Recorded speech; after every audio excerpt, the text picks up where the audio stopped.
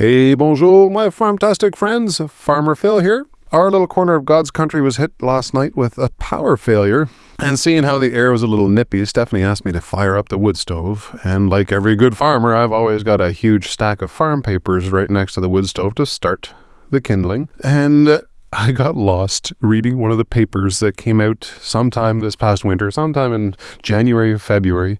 And I started reading a lovely article all about the sheep industry in Australia. And I got to thinking to myself, how fortunate are we in this industry to have newspapers, like monthly or weekly or even quarterly newspapers, giving us the news on what's going on in the agricultural world. And certainly other industries will have magazines and events covering their industry. But we're quite fortunate in agriculture to have newspapers all around the world, newspapers dedicated to our industry, agriculture. It just so happens that this week's podcast will be featuring 3 speakers from their respective corners of this planet. This is going to be a good one, folks. Please do enjoy this week's Farm to Food podcast. Farmer Phil signing out. Have fun.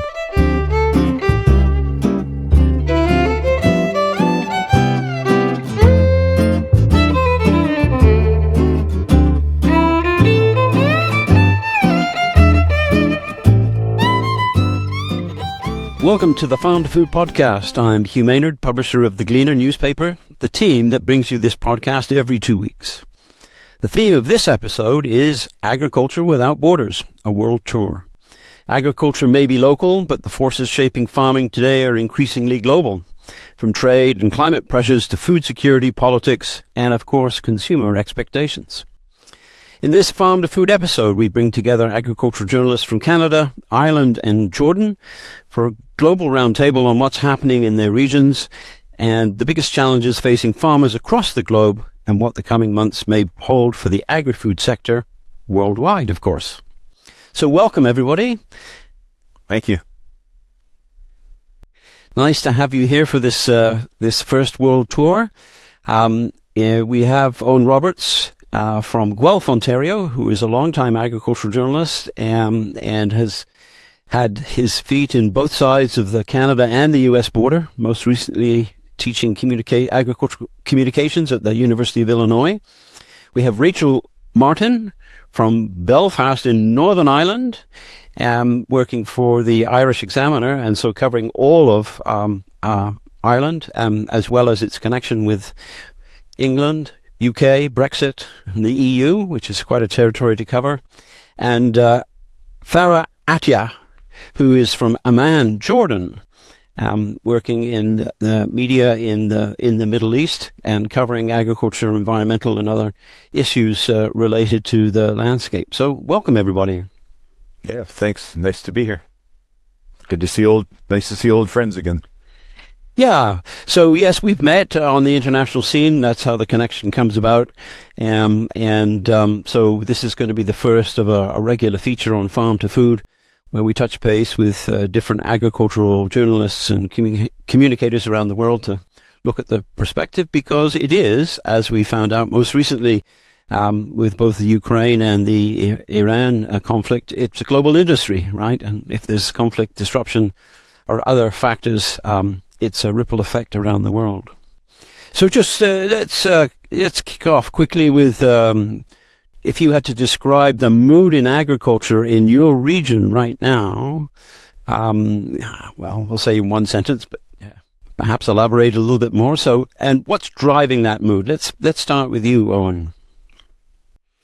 Okay, well, big news out of Ontario. Ontario is a province in Canada this morning that during FIFA, bars will be able to stay open until 4 a.m. That's good for the barley industry, isn't it? Well, it's good for barley, and it's a global issue. So anyway, I'm saying it lightly, but everyone's all excited about FIFA being in Canada and in Ontario, in Toronto, which is about an hour away from where I live. But anyway, as far as the actual mood, I guess farmers are always worried about something, right? Justifiably, because there are so many factors that go into farming. But when Hugh asked for a sentence that would describe it, I said they were worried and somewhat overwhelmed about emerging realities, but not defeated. Because there are emerging realities every planting season, every harvest season, every fiscal year. I think many years we say, oh boy, it hasn't been this bad before. And I think we could maybe say that with some justification this year. And so they are justifiably worried about what's going on. I don't know, Hugh, in the years you've been covering things, if you've seen so many factors that are influencing farmers' decisions and why they would be optimistic, pessimistic, or somewhere in the middle. But this is really something this year, and I think it's, top marks to you for having this podcast, because it's very timely, and I think there are many issues that consumers will certainly be increasingly familiar with, farm issues that maybe they didn't know much about before. Right. So that's a very long key. Yeah, but that's fine. It's good. But the link is the uncertainty. It's difficult to make a decision when you don't know, or you can't expect, or you can't predict. And as you read the headlines every day, sort of, why did I read it yesterday? Because it's changed today. And that, I think, is quite unusual. How is it in Ireland, Rachel? Well, I was just thinking on that note about uncertainty. The thing I keep hearing is the only thing that's certain at the moment is uncertainty. Into there you go. And I think that really sums it up, to be honest. I would really agree with what Owen has said. It's been a difficult few months. It's been a difficult year. And every time you think, goodness me, if we can only get this last big hurdle moved or over, then another one comes. It just feels like every few months there's something that is annoying farmers so much that they're literally taking to the streets and protesting at the moment. There's just a thing after thing after thing at the moment. So I think the mood has maybe improved slightly since the weather has improved over the last few weeks, but there's a lot of very worried farmers out here at the moment, not just in Ireland but across Europe. There's a lot of big changes on the horizon, things like CAP, for us in our nitrates, fertilizer, even availability, not just the cost. There's a lot of big challenges this season. Well, I'm glad to hear that you're sharing our misery with the weather. We've had one of those springs as well in eastern Canada where it's been wet and cool, and it just every second day is showers, so it's been tough to get into the fields and get the work going. So then moving down a little bit south, Farah. I'm sure Jordan is not just Jordan, but the Middle East as well, right? Impacted by everything going on there. What's the mood in your region? So it's a mixed mood, Hugh. It's mixed between worry and the continuous pressure as well, because there's also the farmers, they are trying also to adopt and to survive, to be honest. And most of the farmers in the Middle East, they are facing a lot of challenging. It's caused because of the climate change and the water scarcity and even the high prices of production. And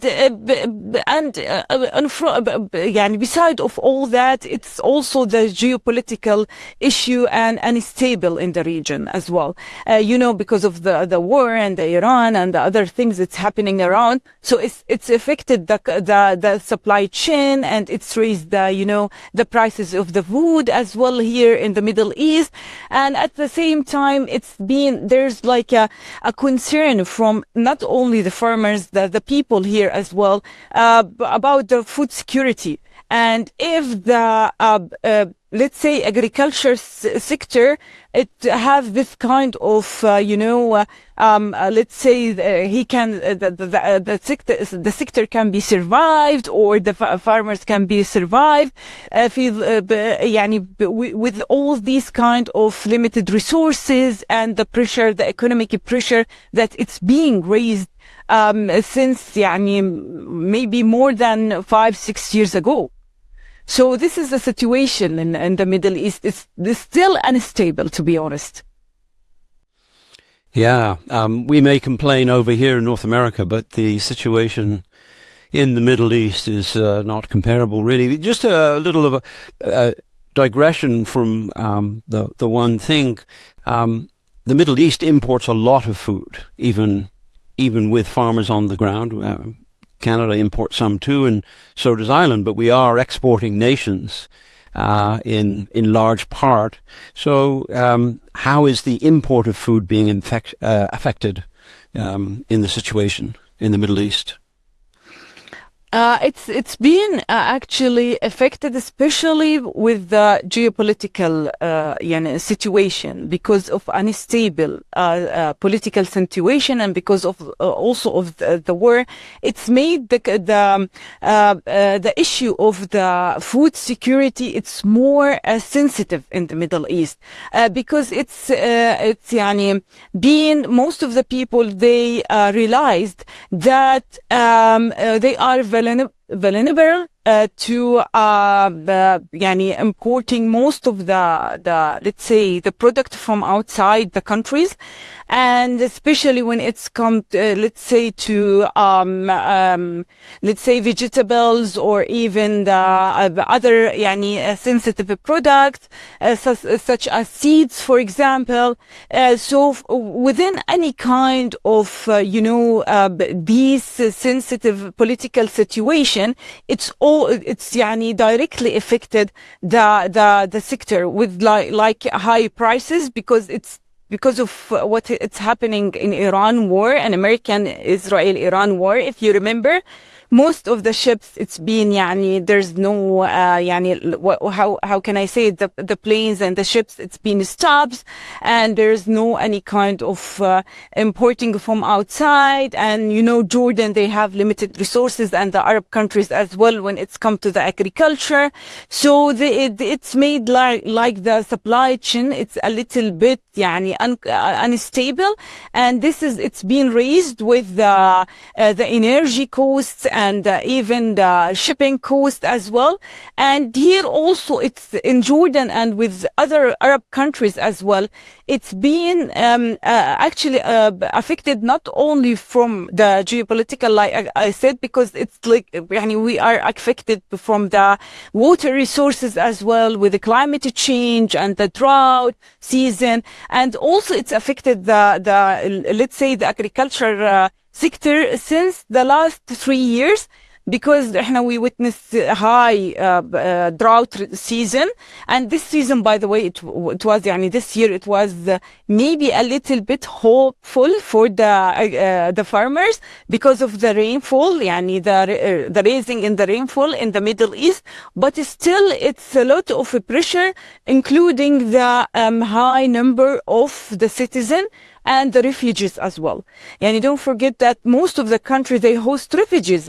So it's all these kind of unstable and uncertain, like Rachel said, it's made a lot of decision a little bit difficult on farmers and even on the government. So they don't know what to do, and they don't plan very well.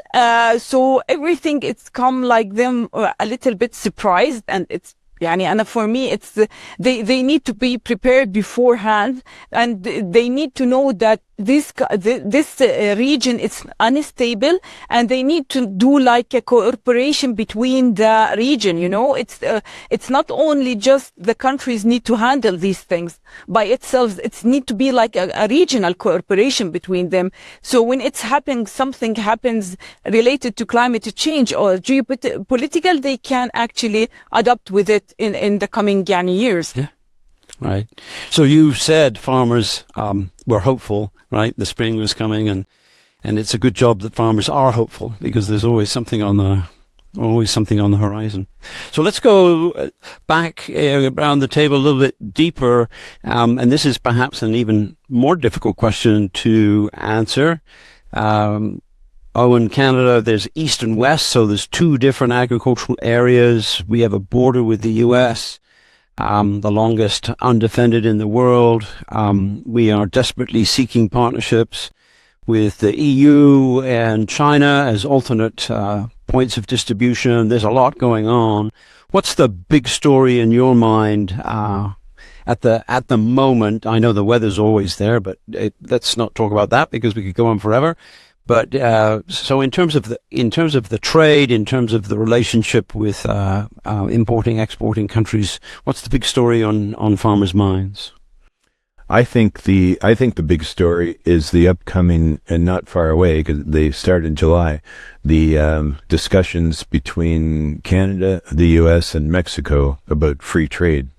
There already is a very solid free trade agreement between the three countries, and it's coming up for renewal and for renegotiation. And no matter what country you're in, this is Canada, U.S., or Mexico. This is major, given how uncertain the trade is, not just worldwide, but between the U.S. and Canada, Mexico and the U.S., Mexico and Canada. The statistics are quite. So Canada, for example, sells $40 billion worth of agricultural goods to the U.S. every year, but Canada also buys $30 billion worth of agricultural goods from the U.S. So this is not a one-way one-way ticket by any means, and Mexico has become a increasingly important source of winter vegetables. I know this doesn't mean much to Farah. Winter doesn't mean much to Farah, probably, but it means a lot in Canada. Where are you going to get your winter vegetables and fruit and vegetables? Traditionally, a lot have come from California and Florida. Increasingly, Mexico has been a trusted supplier. More and more from Central America and South America, countries are coming forward to trade with Canada and the U.S. So, but this negotiation between Canada, U.S., and Mexico and back in the day when this was negotiated, I don't know how many years ago this would have been, Hugh, 15 or 20 years ago, maybe, the original free trade agreement, maybe even more. But it set up one very powerful trading bloc. And the idea, of course, was to tear down barriers. But when you look at what's happening with barriers now, between driven mostly by the U.S., whose president thinks other countries are, in his words, ripping off the U.S. It's a very delicate time. So heading into these negotiations, lots of uneasiness about what's going to happen. Right, and the word Trump obviously comes up in our lexicon frequently with Canada. What are your thoughts on supply management? I am putting you on the spot here because I know you're not a specialist in the intricacies of supply management. For those who don't know, Canada has various productions, dairy and poultry principally, that are governed by a quota system, limits production, but sets a median price for all the farmers. And from their point of view, it's been quite successful. But of course, the U.S. doesn't like it as an impediment to trade across the borders. Well, as a Canadian, I have a soft spot for supply management.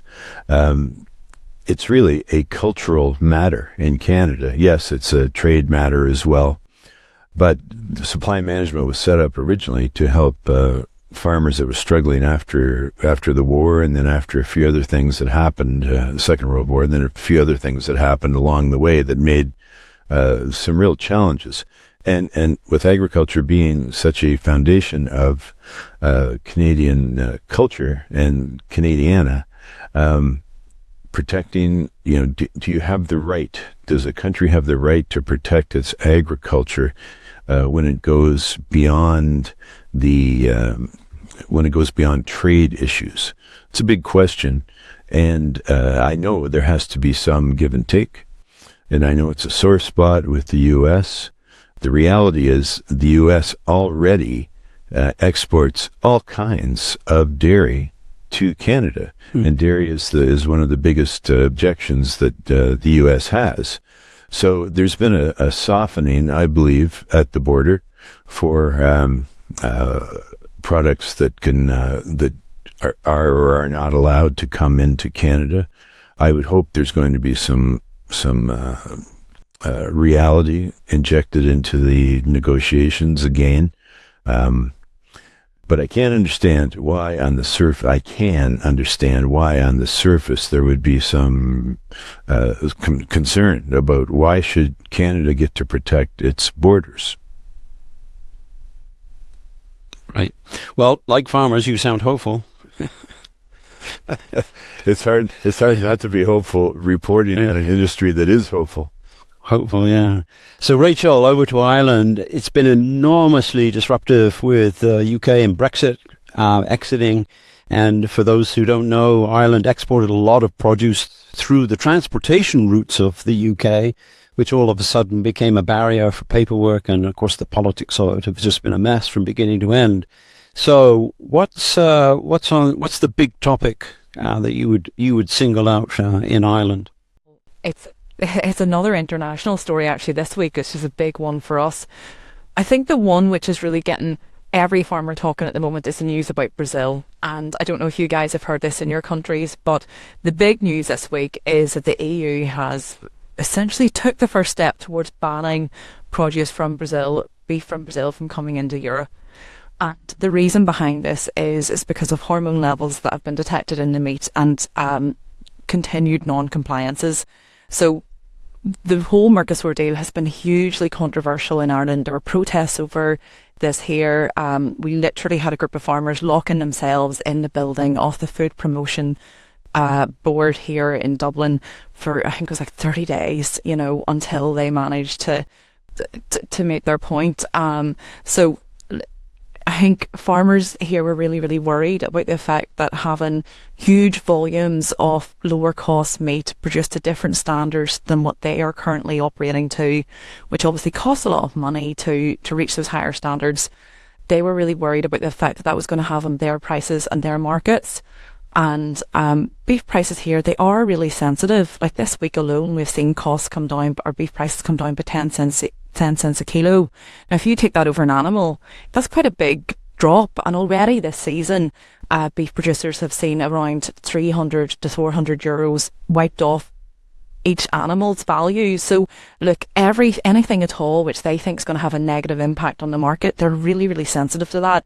So that's the big news this week that I think everybody's talking about, because it's been the big news for the last few months that everybody's been very worried about it. So this is kind of like a, oh, thank goodness we're out of the woods in terms of being inundated with very low cost Brazilian beef coming into our market, because obviously beef is a big market for Irish farmers. It's a big market, and it would be one of our premium markets as well. So look, if farmers were having to have their produce sitting side by side on a shelf beside something produced to very different standards, it puts them in a really difficult position. And I don't think the public really even realises at times. I think whenever they hear about different standards, they don't realise that actually sometimes it's, I think they think about maybe the quality of the cut or something, but it's not even. It's the kind of steps right back on the farm as to how that produce is produced. The animal livestock, the animal husbandry side of things, and all the rules that we have to meet in Europe that maybe don't apply in other countries outside of here. So I think that really is the big one. So it's another trade story. It's not a Brexit story, but it's another trade story. So that ban comes into effect on the 1st of September. Now, Brazil do have 3 months to try and get their act together and see what they can do. So it's all to play for. Who knows what way this is going to go. But, I mean, they would have to do, I think, some substantial work to prove that they've met the standards that they need to get this turned around at this stage. If I could just jump in for a second, just like supply management is very cultural in Canada and very much of our fabric, I believe beef production is very much a part of the Irish fabric, isn't it? Absolutely, and dairy as well. Yeah, we're a grass-growing nation. This is, our ruminant livestock is really what our agricultural industry is built off the back of. There's so many jobs as well. Like, this is the other side of it. It's not even just the return to the farmers, especially the return to the beef processors as well. And already there have been some beef processors that have said, look, we don't have the volume coming through to maybe retain full production, so maybe we're going to have to reduce our staff numbers as well. So look, there's knock-on effects, not just even on the farm for all of these things, but also to the wider economy as well. And I think that's really important for people to maybe realise sometimes. I think maybe sometimes the public loses sight of that a little bit.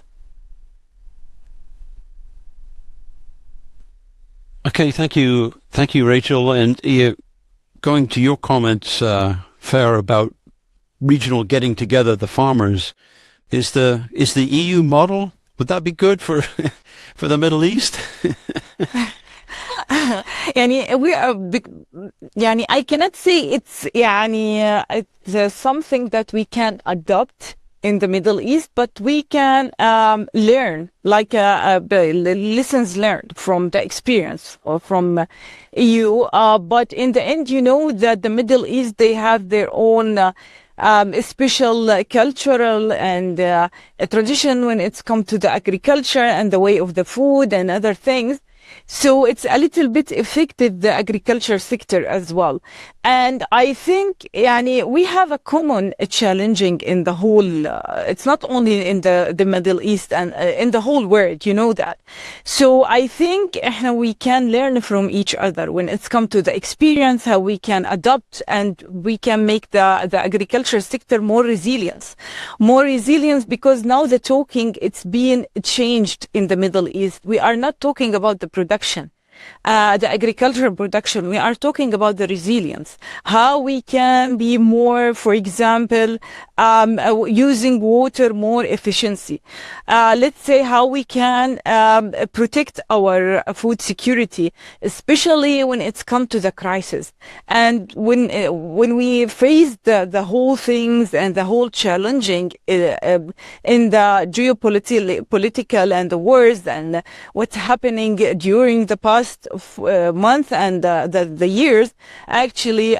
So I think we need to learn more how we can use our limited resources to become more self-independent when it's come to the agriculture production, you know.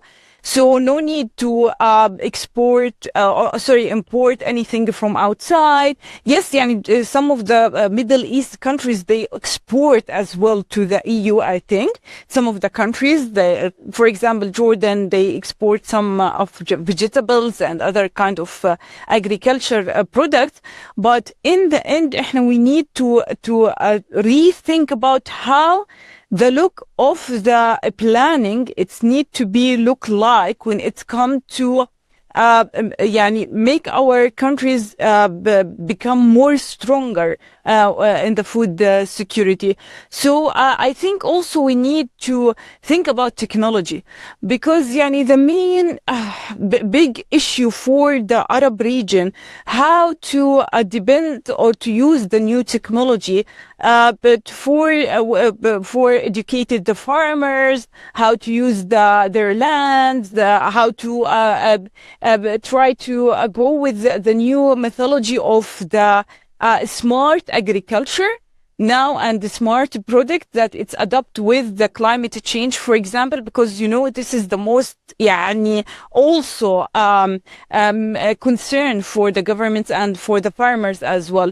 So I think we can learn from each other, but in the end, this is the biggest story now for the region, how they can be more resilient with the whole situation in the Middle East and the world. And I think they need to, like I said, they need to rethink about their new plan, how they can actually support the farmers, because also the big issue for the farmers in the Middle East is the financial issues, because that they are they don't have this kind of financial resources, the big resources as the other countries. So they are small, farmers family, and they depend on what they are selling to the people from the agricultural product. So this is also the main concern for them, how they can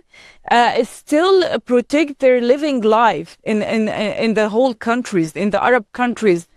Especially, and they couldn't actually export their products like it happened in the Iran American war and Israel as well. So and I think we always talking here in the Middle East how they can make the farmers more empowered to hold the changing that it's happened on the region. So I think it's good idea to learn from each other and to share experience. So wherever any countries have this kind of success stories, yes, I think we need to share it in the other countries, to be honest. Well, that's what we're trying to do here. Maybe we'll get millions of views. No, just we'll start one at a time. So I see you want to go, Rachel. I was going to come to you anyway, because something you said about the standards, not just about the farmers, but also the impact on the consumers. And then to follow through on what Farah was saying is that the consumers are in on this as well and facing the crunch. I mean, food prices have gone up. Everybody notices that when they go to the store. So looking at it as a global issue, it affects each region. What is the perspective, Rachel? What is the relationship with the consumers? Because often they identify farmers as the culprit, prices going up, which is not necessarily true. Not often true, in fact. So pick up on that thread and add in whatever else you were going to say. Well, it was the point about resilience that I really picked up on that Farah made, but I'll come back to that in a second. Yeah, I think in Ireland, generally, the public are quite supportive of farmers. I think they do understand the value of having that primary production on their doorstep and short supply chains and food that's produced to good standards farmers that they can trust as well. But even then, as society continues to get more and more urbanised, we do notice that people lose their connection a little bit, and it used to be that everybody would have had the uncle, the granddad, the brother, the cousin, whoever, the sister, whatever, that was operating on a farm or working on a farm. Somebody would have, everybody would have been, even in the city, you'd be one generation really removed from someone on primary production.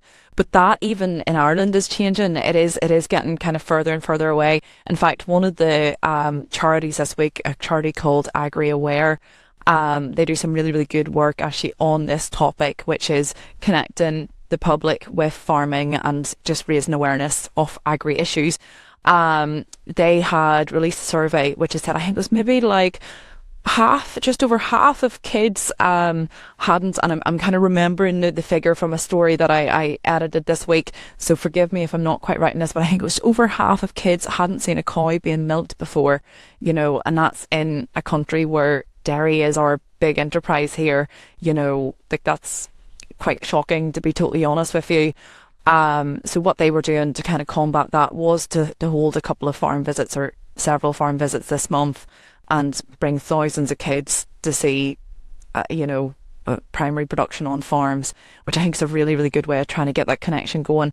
But obviously that's a very tailored approach, and you have to take the time individually to get all of those kids onto farms. There's quite a lot of labour involved in that, so it's quite a difficult process. But it really does have to start, I think, at that really, really young age, because those young kids today, in 10 years' time, they're the ones that are going to be going into the grocery shops with the lists and deciding what they're going to buy. So, and they're the ones that are going to be educating the next group of consumers, then their kids then after that. So look, if you lose them now, if you lose that generation now, they're gone forever. So look, it is really, really important. But on the topic of resilience that Farah made, I think this is something that actually in recent months our farmers have also really begun to go, look, we can't rely on these long global just-in-time supply chains. The last round of protests, we talked a little about protests earlier. I feel like I'm protested out at the moment, to be honest. It was about the fuel protests here. So it was because the government still was continuing to have their duty applied to the cost of fuel, even though the cost of fuel had gone up so much. Because it was percentage based, it meant then that the cost had gone up accordingly. So the public, and not just farmers, but hauliers, lorry drivers, truckers, or businesses across even, wider business as well, they were all calling for something to be done to really bring some kind of savings to the public on this. So I noticed this week one of my farmer columnists had written an article saying he had put in a log burner or some kind of wood burner around the same time that all these fuel protests had happened, and it was just again a reaction to, he said he'd been meaning to do it for years, but the fuel protests that kind of brought into perspective for him, I need to be more self-sufficient. And this is a really, really forward-thinking farmer who's already doing so many things on his farm to have a really circular economy. So, he would be quite forward-thinking on these kind of things. But I've seen so many times where people recently have been talking about getting solar panels. What can I do to reduce my fertilizer use? Should I be putting in multi-species swords, for example, clover? Those are conversations I'm hearing, not just happening with the kind of regenerative, more environmentally conscious farmer, but it's also happening with the more professional, business-minded farmer who's actually looking at this going, look, I need to think about this from a business point of view, about how can I look at these supply chains and reduce my risk for whenever the next big news event happens, that no doubt it might happen, out in Jordan or Iran or goodness knows where, but that has an impact back on me whenever you think anytime there's some big news event somewhere, there's always a link of something that will come back to Ireland or Europe from that country. We're all just so connected now. Interesting about trying to turn a sow's ear into a silk purse, right? To do something. I think with farmers, they just have to be the eternal optimists, though. They have to always try and turn everything into an opportunity. At least they have the advantage over, let's say, a convenience store. They have some resources, they have some land, right? They have some machinery, they have the ability although they're using a lot of that land for other things already. If you're taking an area of your farm or finances from your farm to put towards one of these purposes, what were you doing with it before? It probably wasn't just lying empty. Owen, Canada, relationship with consumers. In Canada, public trust surveys have been done that show farmers are right up there with first responders. High level of public trust with farmers and consumers, which is great. I think consumers still have a romantic view of farmers. I'm not so sure they have a romantic view of farming. And it's an odd split because, who does farming? Well, farmers. But there seems to be less trust of farming as an industry, as a sector, than there is of farmers. And I've seen this journalistically. I don't know, Rachel and Farah, if you lead your stories with a farmer anecdote, but I've seen a lot of that happening because it's a great way to show what farmers are doing practically to respond to an issue, but B, to get and I write for agriculture, for the agricultural sector, but also I write about agriculture outside of the agricultural sector, and people want to read those stories. People want to read those farmer stories, and it helps as a nice lead into an issue if you can put a farmer in front of it to talk about what's going on. So I think there's a good level of trust, but you probably won't be surprised to hear me say, boy, we sure need some agricultural communications and journalism education worldwide on a formal basis. There's not as much going on as there should be. I don't know, Rachel and Farah, what you're finding in your countries as far as where the next generation of people who are coming from, where they're coming from, who are going to be telling those stories about agriculture and can sort out the types of issues we're talking today and make them meaningful for consumers. Who's training those people? I guess they're coming out of journalism schools, but As we know, it's very specialized, and yes, indeed, you need journalism skills to either be a journalist or a communicator about agriculture. But I'm concerned, and I've made it part of my career to try to be involved in training for young journalists, particularly in agricultural communications and journalism. So I'm hopeful that the trust that people have in farmers can be parlayed into a increasing interest in education for agricultural journalists. Good point. As well as, of course, the whole information, fake news, all the stuff we're having to deal with, right, and filter through all those kinds of things. So, Farah, jump in on the consumer question just quickly, and then I want you to just flow into climate change, not necessarily related, except they begin with C, because, of course, your area is probably the most affected at the moment. I'm always astounded when I look at images of the Middle East on television, and I say, well, how do they grow anything? It's all sandy and dusty, and I know that's probably not a fair observation, but it certainly is an area that is going to be impacted. So consumers, and then kick off the discussion on climate change. Yeah, before jumping to consumers, I need to answer the question for the Owen that he raised up, and it's very important actually when he talked about the journalists and the ones that they are covering the agriculture sector. Unfortunately, in the Arab region, we don't have any specialized journalists. They are covering the agriculture sector. Yes, there's some people in the media outlet, some journalists in the media outlet, but unfortunately, they are not very well educated. And there's like a lack of information, and this is why we see a lot of misinformation in some of the media outlets, unfortunately. And to be honest, they don't build a trust between the farmers and the consumers. No, actually, sometimes they make the public opinion against the farmers, especially when they raised the prices of the products, especially, in the war, in the middle of the war, or in the middle of any crisis that we face in the Middle East, especially when it's come to climate change.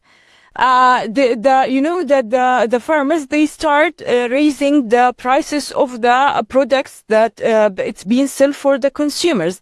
And here, unfortunately, most of the journalists, they start talking about the high prices, and they didn't go deep and ask why the farmers, they raise the prices of the products because of the lack of the water, for example, because of the supply chain, for example.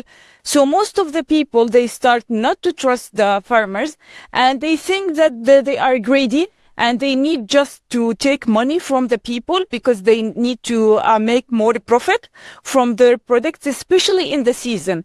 When this season, for example, in Ramadan or in some traditional, season that most of the people, they use a lot of agriculture products, and they don't think about the plan of the government. The government, they talk always in the media outlet that they have their own, the plan that these prices will not raise, but unfortunately they do nothing.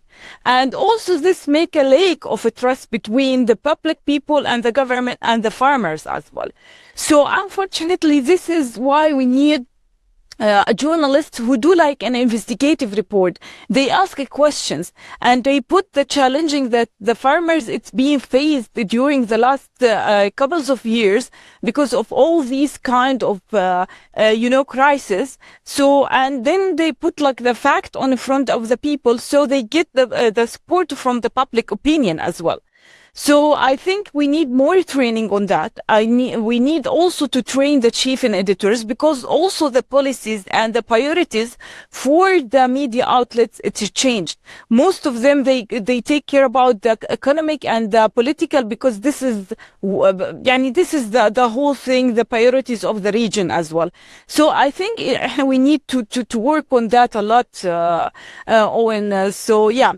Related to good to consumer, maybe I answered some of the things that's happening in the Middle East. There's no that much trust here. Yes, they support the farmers in some of the cases, but not always. Because I think there's no campaign, awareness campaign that it's coming from the farmer unions to explain for the people why they're raising the prices, what is the challenge that it's being faced, the farmers they are facing in the couple of years.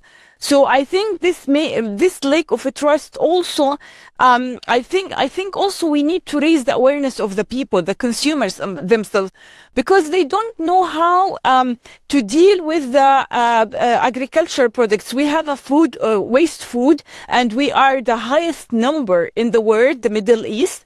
In the food waste, and there's no any kind even of the consumer to do like a recycle of food, so they can use what they have in their home. So I think it's a big issue, and we need to work on the whole level, the government and the farmers and the consumers as well. And back to the climate change, yes.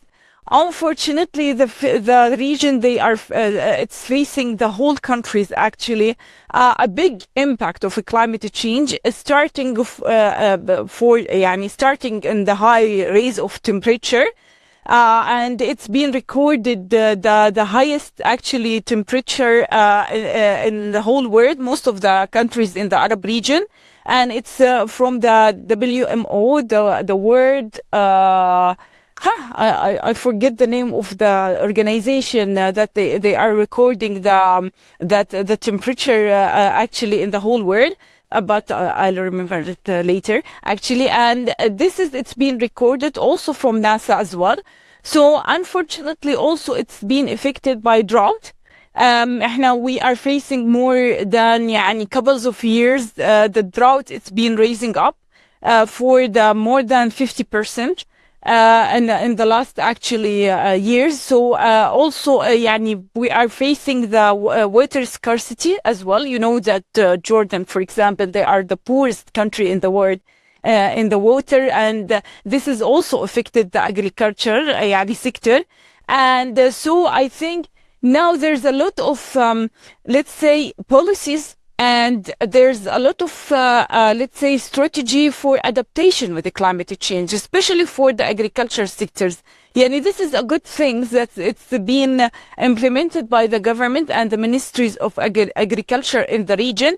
They start putting a lot of adaptation plan on how we can support the agriculture and the farmers from the whole impact of the climate change. And it's maybe a global talking when it comes to the COPs, the climate change summit that it's happening every year. And now there's a lot of talk about the green economy, as Owen said and Rachel said, and also about the let's say the nature-based solution, how we can use the nature-based solution so we can make the agriculture sector more sustainability due to the climate change crisis as well. So now we are coming in the COP 30 and the COP 31. Sorry, it's very important. Why in Turkey? Because most of the country will review their indices, the national actually plans. With most of them, they put on this indices their actually plans for the coming years, how they can adapt with the climate change, how they can mitigate and adapt as well in a lot of a program. And they talked about agriculture and health sector as well. This is the big actually two sectors in the world, because you know that anything it's being affected by climate change, it's also affected the health people as well. And it's caused a lot of a crisis on this sector. So now this is the big issue. So we hope that maybe from this coming actually COP, the outcome will be different and there will be a lot of funding for the agriculture sector as well. Right. More hope. Farmers hope. Rachel, EU climate change. I know livestock are under tremendous pressure as a source of emissions and so on and so forth.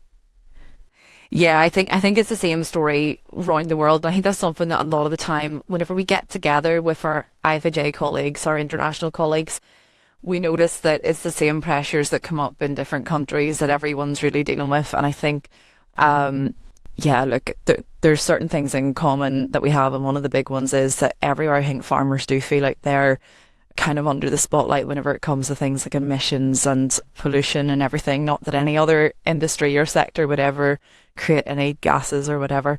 But I think that actually what Farah made some points there about communication, and I think that's actually really, really important whenever it comes to the climate issue, because I think that to a lot of members of the public, they might see the things that need to be done in terms of climate emissions and go, well, that's simple, just do them.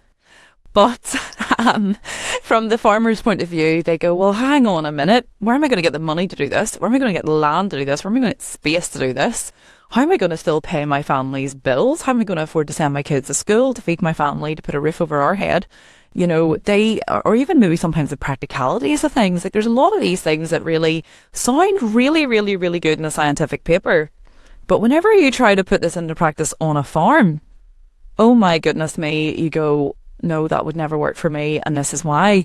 So I actually think that actually a really, really important part of the step forward for what we do in terms of climate, it's that we don't villainize people, because if you villainize people, they're not going to do the things that need to be done. Everyone needs to be on the same journey and working together to make positive change.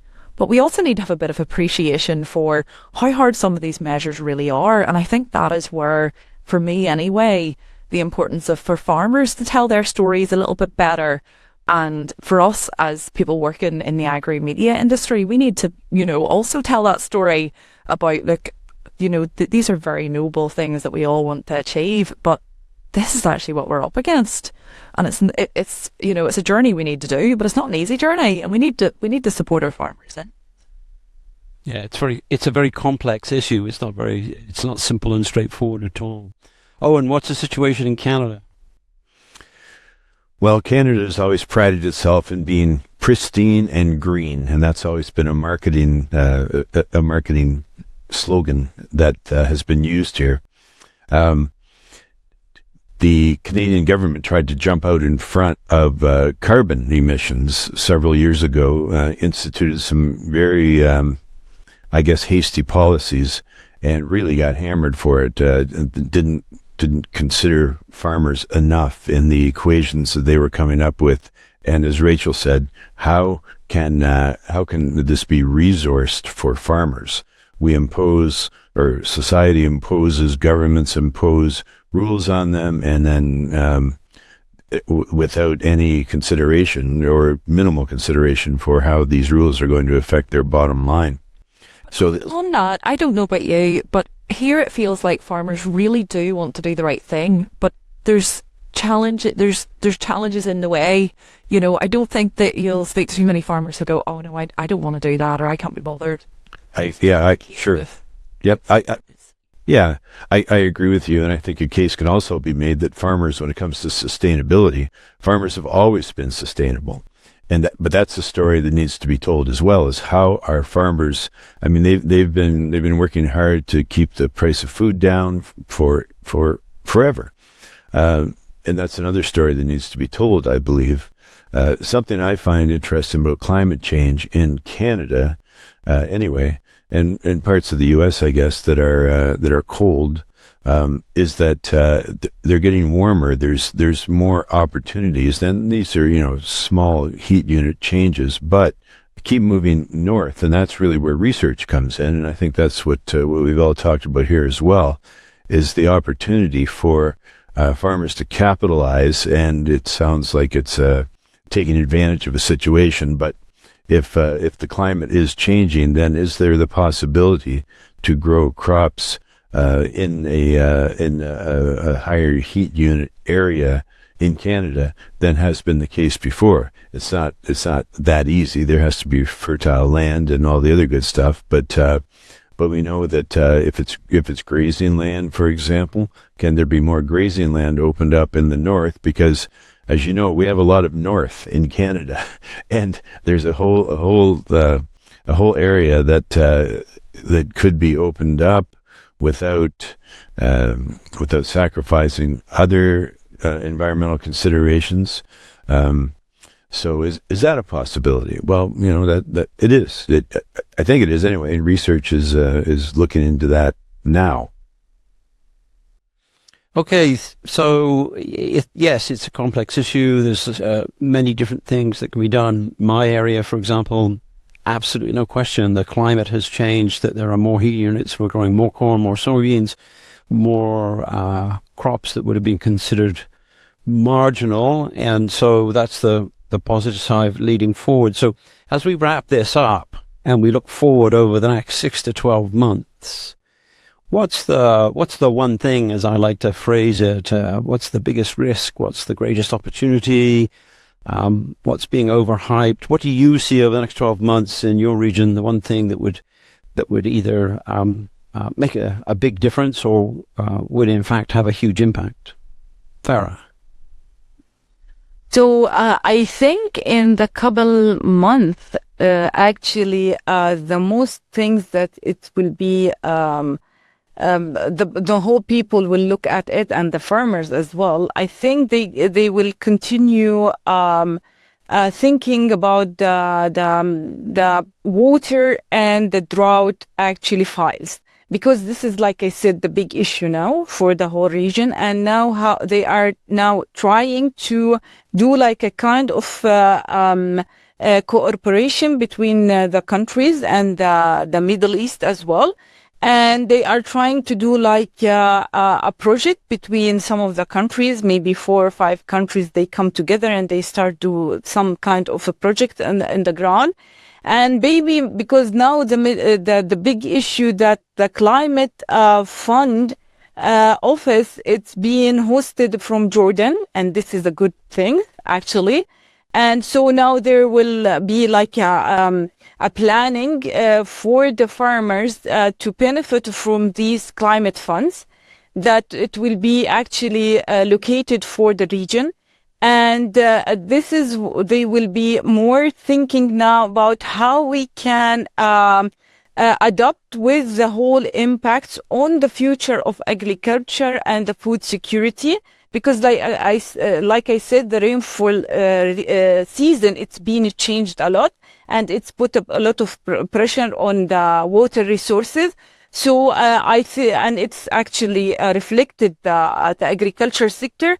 So it will be one of the things that it will be actually follow up from the farmers and even from the government as well.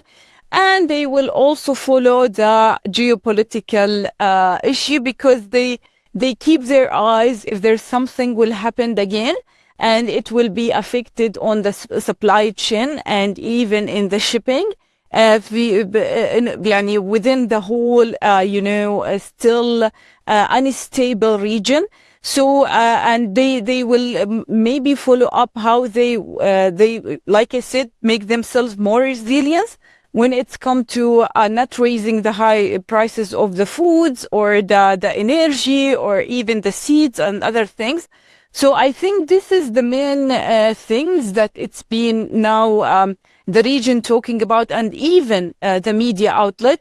And I think they will also follow how they can make the agriculture sector like I said, more based on nature-based solution, and even on the green economy, because this is a big also talking now in the Middle East, how they can benefit from the process in green economy to make the agriculture sector more resilient. So this is in the coming month that I heard about, that they are now, there is a lot of negotiation around it. Actually, yes. Yeah, it's an interesting point that with the conflict between the US and Iran, and the shock increase in the price of oil has really sort of pushed the agenda of we need to look at substitutes. We need to look at green ways to do this. So, Rachel, one thing on your agenda. One thing. I'm going to break the rules here, and you hear. You always break the rules. I was torn on my one thing. So the two big things that I think are, number one, what's going to happen with the Brazilian beef ban to the EU? Is it going to happen? Is it not? I don't know, we'll be watching to see what happens with that. And then I think the next other big thing, which potentially will have a bigger impact, is actually what's going to happen with the next CAP, because those talks are happening now, and that will come to fruition in the next. The CAP is the Common Agricultural Policy. Exactly. Yeah. So that's the budget of money which goes into supporting farmers. So farm subsidies, but it also supports a whole lot of rural development programs as well, and environmental sustainability programs. So it's a really, really, really wide remit. It's not just about subsidising food production. In fact, that's probably a relatively smaller section of it now. So that's going to have a massive impact, not just on farmers, but also in rural communities as well. So that's one to watch for me. All right, yes. And for those who are unfamiliar with the CAP, it's one of the largest agri-rural budgets, right, schemes in the world, and has had a huge impact on how the EU has worked with farmers and rural communities.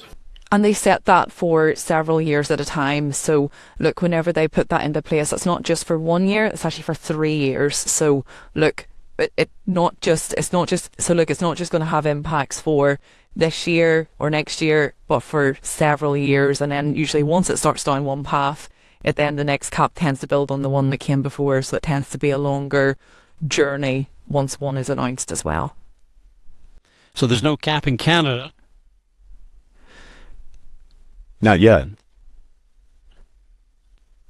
But if we have a free trade agreement with the EU, then maybe that'll change, or a different trade agreement.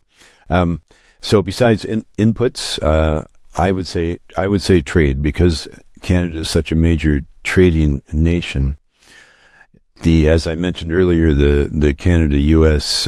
Mexico trade agreement will be huge, but also trade with China. We haven't really talked about China yet today, but the U.S. and Canada have both had challenges trading with China, and have both recently had some changes made that were positive for farmers. So I guess we'll see how that goes. But it's really, to me, it's trade is a big one that's floating out there, but landing rapidly. Right, and the free trade agreement between the U.S. and Mexico and Canada coming up for renegotiation will certainly have some huge impacts, and it's a bit of a sort of a side story in the press. Our Prime Minister Mark Carney going off to the EU, and we go, we're going to have a free trade agreement with the EU. Well, maybe. So anyway, great. Thank you very much for joining us today on this very first world tour. We appreciate the time that you've taken and the input that you've given us, and we look forward to doing it again sometime in the near future. Hopefully, right? Thank you. Thank you so much. Thank you, Hugh, for invitation. Thank you, everyone. Bye-bye. Thank you. Thank you for joining us for the latest episode of the Farm to Food podcast, presented to you by Desjardins. We will have lots more about farming and all things agri-food in the coming weeks, and we'd like to thank our partners for helping bring this initiative to life. The Livestock Breeders Association in Ormstown and Quinn Farm in Notre-Dame-de-Île-Perrot for promotional support. This program is also made possible by the volunteer directors on the board of the Chateauguay Valley Community Information Services, non-profit social enterprise with charitable status. So please support these efforts by making a tax-deductible donation at farmtofood.ca. The Farm to Food podcast has been made possible by the hard work and creative effort of the following people at The Gleaner: Hugh Maynard, publisher; Jackie Rourke, associate publisher; Sarah Rennie, news editor; Chantal Hortop, managing editor; Erica Taylor, copy editor; Stacey Pennington, audio production; Diana Chicky, sales and marketing; Jose Manal, office manager; Gail Elliott, administration; and myself, Callan Forrester, reporter. And, of course, Farmer Phil. He'll be back in 2 weeks as part of our bi-weekly Farm to Food podcast, with lots of interesting stories on the journey of food from the land to the kitchen table. Thanks for listening, and we appreciate your support for local journalism at farmtofood.ca.